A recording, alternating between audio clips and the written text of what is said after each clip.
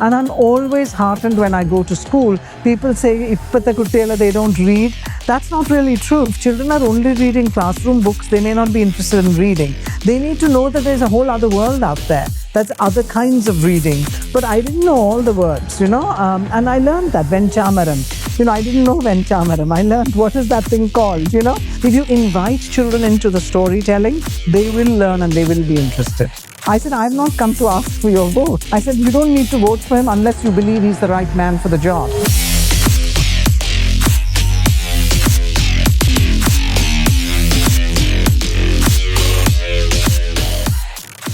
Namaskaram, I'm Shobha Tharoor Srinivasan. I'm here at the wonderful Kerala Literary Festival, and I am going to speak to you in the series Apostrophe. Looking forward. Kerala Literature Festival the first time aana mumbu vannittundo? This is my third or fourth time. And how you feel? Engane changes engane So one of the new things that I think Ravi DC is organizing is the boat for authors to go through the water so that they're not in the crowd. And I think that's an excellent idea. But I was teasing him. I said, we have to set up a boat jetty. You have a nice rough sea. So it'll be fun. I think it's an excellent novel idea. Even, since this is one of the biggest shows as far as festivals go, to have something like a sea journey from stall to stall is wonderful. Okay. And what is the nammal kaanam varuna aalkarude ennam KLF views? KLF always gets a very interesting group of people. Writers from all over the world. They also do something unusual, that is that they partner with countries. So last year was the French, this year is German. So we get an opportunity to hear other writers from different parts of the world that we may not be as familiar with. And it gives the people of Calicut as well as the students of Calicut an opportunity to engage with a global literary audience and speaker base. And can you please tell me about your experience at KLF this time? So this time at KLF, I went to two different school sessions. It's part of the school outreach. I went to a presentation convent in the afternoon, and I went to a private school in the morning. And I'm embarrassed to say I've forgotten the full name. Sambhavanam, I think, something like that was the name of the school. Very intelligent, bright students, had many interesting questions. And I'm always heartened when I go to school. People say, "Ippatha kuttiyala, they don't read." That's not really true, because the children were very excited.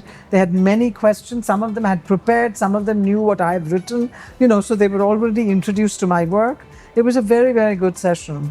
I always, even last year, I felt the same way, and I told Ravi that when you bring somebody like me here, because I'm a children's author, I'd love to have the opportunity to talk to students as well. Then I did a session at Mango, the CKLF, and I also did a session today. Okay. It went and കുട്ടികൾ വായിക്കാറില്ല എന്ന് പറഞ്ഞത് വെറുതെയാണെന്ന് പറഞ്ഞു.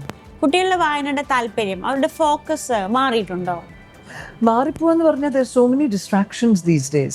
ഞങ്ങൾ പഠിക്കുന്ന സമയത്ത് പോലെ അല്ലല്ലോ. ഞങ്ങൾക്ക് അവിടെ we didn't even have any television. എനിക്ക് എൻ്റെ വീട്ടിൽ ടെലിവിഷൻ കളർ TV വന്നത് 12-13 വയസ്സിലാണ്. അതിൻ്റെ മുമ്പൊക്കെ we had already established an interest in books and literature and reading, and we were just a family of people who loved words. My father used to subscribe. He was a newspaper man, and he worked for the newspaper industry, and we used to get 5 newspapers in the house. And when we were children, some of us didn't really bother to read anything other than the comics. But every year that improved. അപ്പോൾ ആദ്യം തുടങ്ങുമ്പോൾ ചിലപ്പോൾ ആ comic section നോക്കൂ, അത് കഴിഞ്ഞിട്ട് you start reading maybe the lifestyle sections, then you start reading political analysis by the time you're a teenager. So it's very interesting. We grew up with that notion of the printed word on paper, and it was exciting for us. Today, unfortunately, children are not, there are homes that probably don't get a newspaper, even though they say Kerala is one of the most literate states and most newspapers sell in Kerala എന്ന് കേട്ടിട്ടുണ്ട്. പക്ഷേ എല്ലാ വീട്ടിലും paper വരുന്നോന്ന് എനിക്ക് അറിയില്ല. I really don't know. I don't live in Kerala. But I find that unfortunately the children are not able to model that kind of behavior because everybody is too busy. Plus they have a lot of distractions. There's video games, there's smartphones, there's television, and all of it is an interesting medium.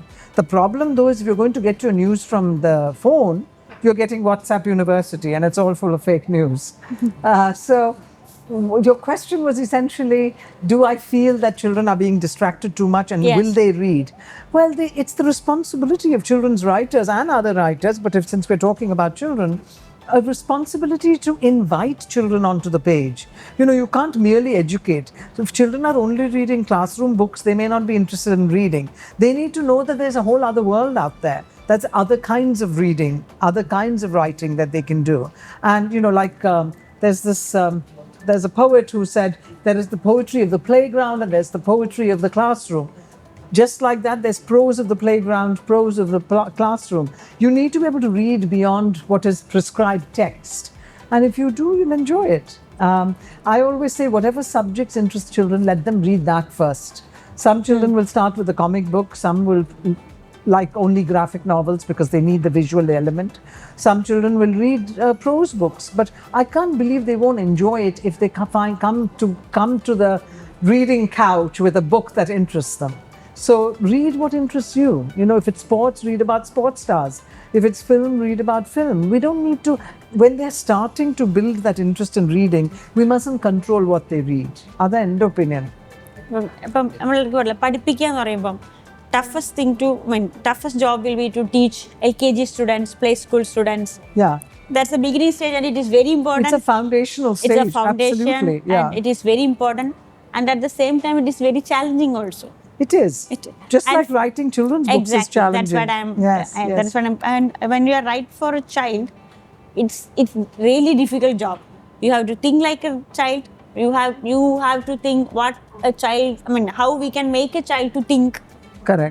That two thinking process should be there. Right. So it's really challenging, and it should entertain them. At the same time, it should engage them. Correct. Why you prefer to write for children? Yes. So, I worked with people with disabilities for about 20 years. And it's after that I said, I'm going to do what excites me. So I quit my job. I did come and help my brother on his political campaign because he was new to the whole world. And just as a family member, I came and I spent a month with him on the ground. So I saw that I could do things beyond the workplace. And I was always interested in voiceover work. I'm a professional voiceover talent. And I use my voice to tell stories as well. Whether you're selling a product or you're selling a storybook, in an audiobook, or whether you are the narrator for a film, you're actually telling a story. So being a storyteller has been part of my life always. And I thought, why don't I use both my interest in words, my ability to speak, and my global experiences, because I went away as a teenager. I come back and forth. I always came to India every year. And I wanted to make a difference, and especially in India as well. I didn't get a chance to explore this magnificent country because I left very early. But I'm coming back all the time, and I'm getting a chance with literary festivals and other things to travel all over India. So it's a lot of fun, and it also is a lot of responsibility. I thought by writing children's books, I'm a mother, I'm now a grandmother. So, you have stories that you're sharing with the youngsters in your life. I thought it would be a great thing to take those stories out into the world. And every book that I have written works within a global framework. I'm not writing, I'm not writing stories that are very limited in their focus. Even something like Parvati, the elephant's very important day. Somebody told me, but that is set in Kerala maybe. Are you only writing for Malayalis? No, that's not true. Because the nation and people everywhere, all over the world want to know about other cultures. So yes, that story is a story of an elephant in a temple. And I used 9 Malayalam words that even I had to learn some of those words. I knew Nettipattam and, I knew the Panjavadyam instruments, but I didn't know all the words, and I learned that, Venchamaram. I didn't know Venchamaram. I learned what is that thing called, So it was good for me, and I thought if I can learn, I want to share that learning with others. And so I included all of that. And it's a picture book, and a picture book is supposed to be limited to very young children. But even in that book, we talk about, I've anthropomorphized Parvati. So Parvati then takes on, she is scared, she's excited, she's hot, she's feeling fear, she's joyful, she's tired. These are all emotions that children feel. So, you connect with an animal when you realize, oh, Parvati feels just like I do. So if you catch your children when they're very little, they identify. After all, tomorrow they are going to be our future leaders. They are going to be the stewards of the planet. They are the ones going to take care of the animal kingdom and the world. So it's important that what they read today expands their thinking. makes them understand. You know, Sandalwood Stories, another one that's written for very small children. Adilim, I use trees. I use the framework, the ecological framework of trees like coconut tree, peepal tree, banyan tree, sandalwood tree. And I use these Indian trees and I tell a story of self-confidence, of plurality, of the fact that we may be different in terms of size or shape or color or whatever as trees. But we all bring something. I mean, collectively, trees do a lot for the world, but even individually, each tree has its own special characteristics. And when I take that book to little children, I ask them, what is this book about? They said, it says that we are all very special. So they're able to catch the metaphor. So you have to engage and bring them in. If you invite children into the storytelling, they will learn and they will be interested. And when you came here for your brother's political campaign, you are new to it actually. Yes, we are all. Yes. We are not political family. Yes, and for your brother and for you and for your family, or the Indian political system is something different. That Completely. Yes. And how could you manage the pressure? So Mr. in my Tharoor case, is always I came in news. only to give him and my mother some moral support because he was on his own. He was in a new environment. My mother was going crazy with all the demands, watching my brother go from 6 in the morning till 1 at night on the streets. And she said, Idinda, what is going on? You know, why have you joined politics? But when I came, I was able to give my mother some comfort, as well as to go around and chat with my brother, be a family, a pleasant face to come back to in the middle of the fray of everything else, all the demands and all the difficulties. And he's such an incredibly giving person of himself that, it was good. Once in a while I would protect him. No, you can't go now. You have to lie down for half an hour or you need to eat lunch, So there's those jobs as well that I took on. But I did a little bit of campaigning that first time. I went to women's groups to talk to them. And I truly was, I told them something that maybe other politicians will not do in a campaign. I told them, I'm here. I am Shashi's sister. My brother is running. This is the first time as a family member he's doing something like this. I said, I have not come to ask for your vote. I said, you don't need to vote for him unless you believe he's the right man for the job. And believe me, if you want your voice heard in New Delhi, this is the person for you. But we are not going to ask for your vote. You have to make that decision on whether you want to vote for him. And, that's the way I campaigned because that's the only way I know how to do it. We're not going to, it should collectively benefit the community that voted for him. This is not a benefit for him necessarily, right? Other than some of the trappings of certain kinds of support you get as a politician. It's a very difficult job. Very difficult. And Mr. Tharoor is in news always, almost every day. Unfortunately, the problem with media these days is that you can't say anything and get away with it. They have what they call in media pull quotes. So you have something you say, they'll pull out the one line that's important and put it out there. I remember I did a long interview for Hindustan Times and they pulled out a line in which, I don't know whether I should say all this, but the line that was pulled out was something that was in the context of 1 hour. It was hardly the most important thing I said, but that was what was put out when they were showing the film. So this happens. It's all about TRPs and ratings and all that in almost any media. It's a business like any other, unfortunately. ഇപ്പം family set ആയോ ഈ tension അല്ല ഈ mister തരൂരിന്റെ വാർത്ത tensions and pressure എവിടെ പോണത് അതൊന്നും പോവില്ല. പൊളിറ്റിക്സിലുള്ളവർക്ക് എപ്പോഴും ഉണ്ടാവും ടെൻഷനും പ്രഷറും. സെറ്റിൽ ആയോ എന്ന് പറഞ്ഞാൽ he's a 4-time MP, he's in the history books. So yes, does he know how to run a campaign? Yes. Does he win campaigns? Yes. But is there no pressure? Of course not. There's pressure on a daily basis. And ഇനി എന്തൊക്കെ ചെയ്യണമെന്നാണ് മനസ്സിലുള്ള bucket list? You don't ask me about his political life. No. I'm asking about you. Yes. Is there anything in your bucket list? Oh, so many books. So the last book that came out is called Let's Use Our Words. And that's an interesting book because it is not a poetry book. It is not a picture book. It is not only a prose book. It is a book that in some ways answers the one excuse that children give that, we can't always read a whole full book and we have so much activity and we have to do extracurricular. But this is a book you can pick up at any page and read anything. And some parents were there getting me to sign and they said, we really like this book because there's vocabulary, there's grammar, there's games, lots of games, giving ideas to children how to play games. There's also prose, so I'm using parts of speech. I'm even talking about literary terms, but I do it in poetry because I love writing poetry. So I've said, how many sounds does the sea make is a poem, or what is an oxymoron, or what is hyperbole, all these things as poems. So the book is an interactive book. അപ്പോൾ ഇപ്പോൾ when they say children's attention span is limited എന്നൊക്കെ പറയുന്ന കേട്ടിട്ടുണ്ട്.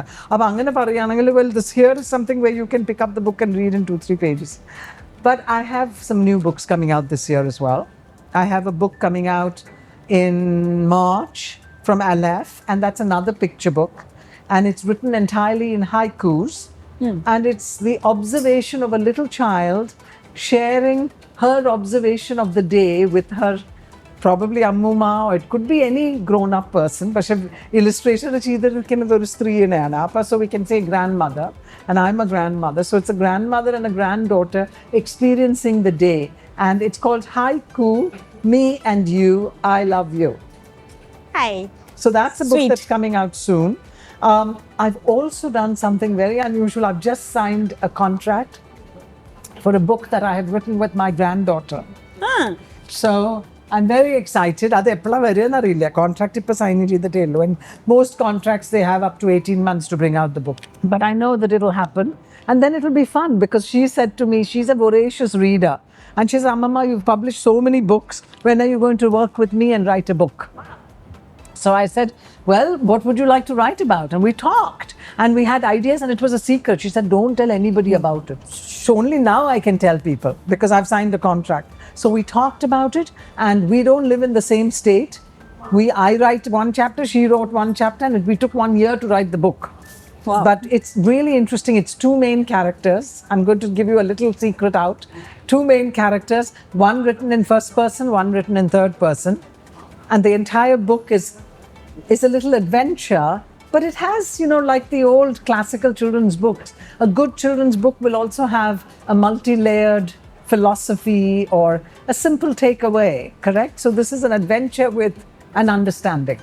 ഇപ്പം പുറത്താണ് കുറെ കാലം താമസിച്ചതെങ്കിലും you are outside India and all. അതെ. But the Ammama will is still there. Ammama's there. I'm called Ammama, and എൻ്റെ മകൻ്റെ അടുത്ത് ഞാൻ പറഞ്ഞു, your sister, you have to call her ചേച്ചി എന്ന്. But she says, അവനൊന്നും എന്നെ ചേച്ചി എന്നൊന്നും വിളിച്ചിട്ടില്ല എന്ന്. But we are not Malayalis who felt like we've moved away and that's it. Even though I never lived in Kerala, I have never lived in Kerala my entire life. I was born in Bombay, grew up in Calcutta, went to America. Every summer we came to our Tharavad for the summer holidays. And എൻ്റെ അച്ഛൻ്റെ ഒരു വാക്ക് എനിക്ക് ഇപ്പോഴും ഓർമ്മയുണ്ട്. കൈ കൊണ്ട് എലിയിൽ കഴിക്കാൻ പഠിക്കണം. The same way you learn how to use a fork and knife and eat at a Western table with proper cutlery. So we always had a foot in both worlds. When we were in Calcutta or Bombay, we had our feet in 2 different worlds. The Kerala world and the other world. ഞങ്ങളുടെ വീട്ടിൽ ഓണം ഉണ്ടായിരുന്നു, വിഷു ഉണ്ടായിരുന്നു, കണ്ണി ചെയ്തു, കണ്ണടച്ചിട്ട് പോയി തുറന്നു. We've done all of that. So in America, because I went as a very young girl, I tried my best to do things. എനിക്ക് cooking ഒന്നും അറിഞ്ഞില്ല. I learned slowly from internet and other things, and I tried to do Vishu and Onam and all that. Yeah. But Ammama Vili was really sweet. Thank you. And her name is? Who? My granddaughter's Mrinalini. Wow. Mrinalini is the wife of Rabindranath Tagore, isn't it? Yes. Yeah, Vikram Sarabhai's mother, Mallika's That's right. mother. Yes.